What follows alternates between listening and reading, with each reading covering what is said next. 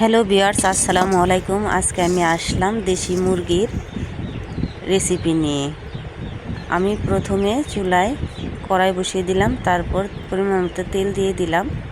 তেল গরম হওয়ার পরে এখন পেঁয়াজ বাটা ও মরিচ পেস্ট একসাথে করে রেখেছিলাম, এটা দিয়ে দিলাম। এবার একটু নাড়াচাড়া দিয়ে নেব।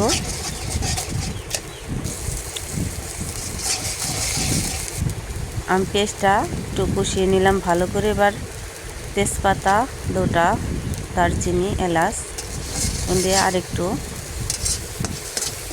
ভেজে নেব। এবার দিয়ে দিলাম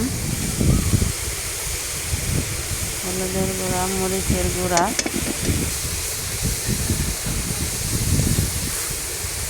আদা বাটা, জিরে গুঁড়া এবং স্বাদ মতো লবণ।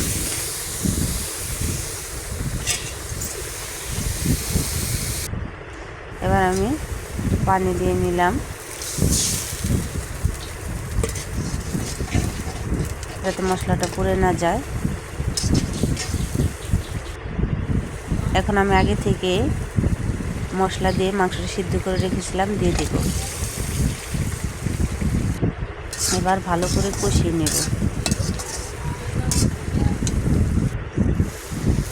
এবার ঢাকনা দিয়ে ঢেকে রাখবো আর একটু সিদ্ধ হওয়ার জন্য। এবার ঢাকনা তুলে দেখব সিদ্ধ হয়েছে কিনা। প্রায় কষানো হয়ে গেছে।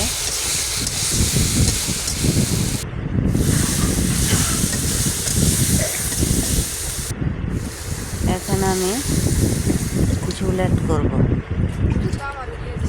এবার ঢাকনা দিয়ে ঢেকে রাখবো 10 মিনিট। 10 মিনিট পর ঢাকনা খুলে দেখব তরকারিটা প্রায় হয়ে এসেছে, আর একটু হবে।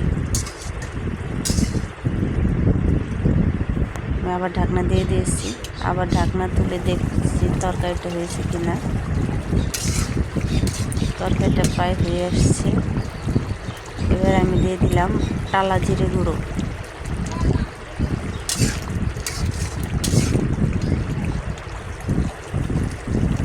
এবার তরকারিটা নামিয়ে নেব, হয়ে গেছে।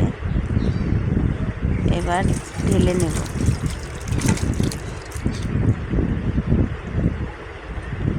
অবশ্যই ভিউয়ার্সরা কমেন্ট করে জানাবেন রান্নাটা কেমন হলো। লাইক, শেয়ার, কমেন্ট করুন।